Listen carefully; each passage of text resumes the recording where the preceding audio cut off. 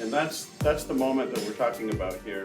We're not talking about pulling out a slide deck and saying, hey, look at all the profits I can make you, whatever. No, it's about relationship building. But there is a first moment of contact, right? And that's really what we're talking about here, is how do you set yourself up to have a successful first moment of contact where the person walks away going, I need to talk to that guy again.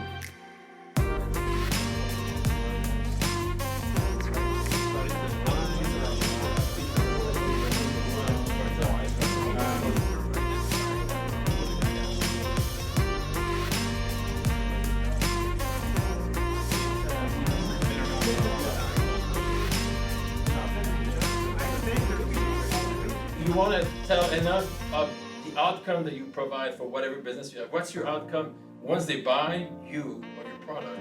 What's their outcome? Not the product. What are they going to be able to realize?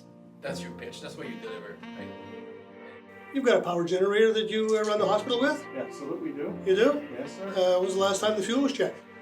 Oh, you know what? I don't even know. You don't know? Probably about 6 months ago. Oh, really? You think it looks like that?